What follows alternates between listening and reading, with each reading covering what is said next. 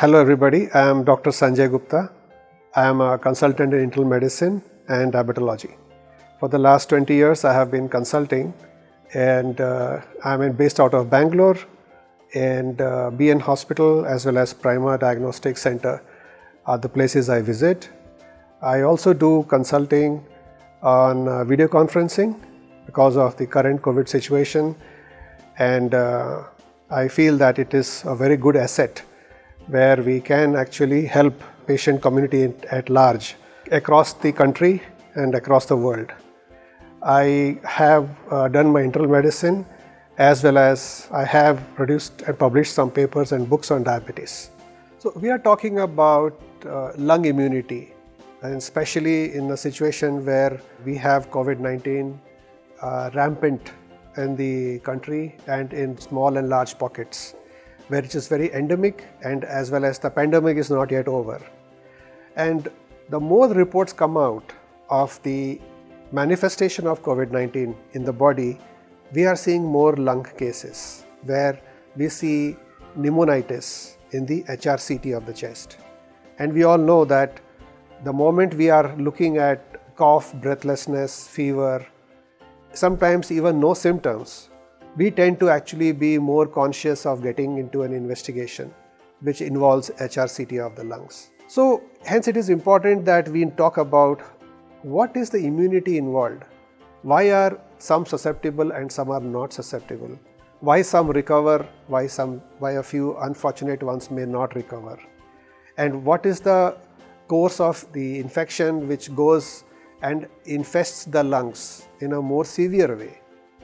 Well, coming back to the point of immunity, now we know that we are taking all sorts of precautions. There are do's and don'ts, and it is all around us that we are wearing masks and we are washing hands and we are actually pumping in a lot of vitamins.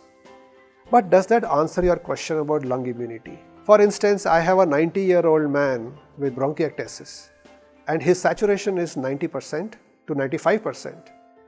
Whereas I can see a 50-year-old IT director having less than 90% saturation.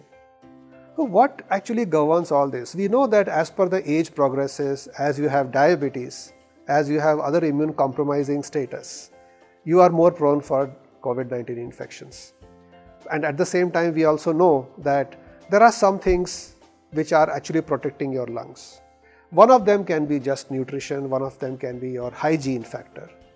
But the majority of the times we have seen that we keep asking and we keep looking at the way you breathe.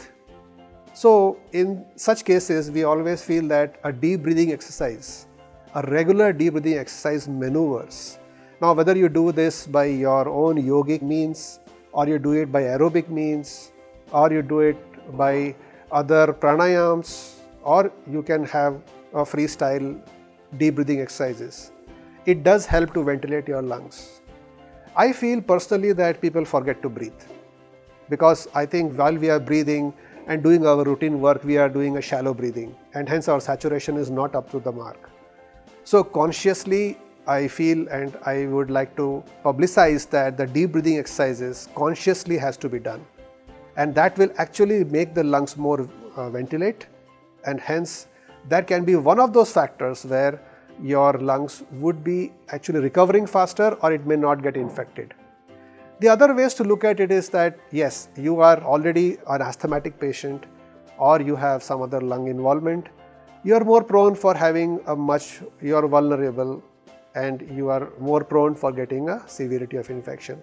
But that actually having said that, you should probably have a controlled mechanism to have these flare-ups to be avoided and to be having a very good treatment, not to allow these underlying diseases come to surface. And at the same time, there are other regular things. You can avoid pollution. Actually, you can try to breathe fresh air while you are having your room, having good ventilation. At the same time, you might have other things which are going on. You might be having a good control on diabetes, blood pressure, might control your asthma very well. But don't forget, deep breathing exercises is a must, because that will actually help your lungs get fresh air and probably you will be more closer to getting better immunity.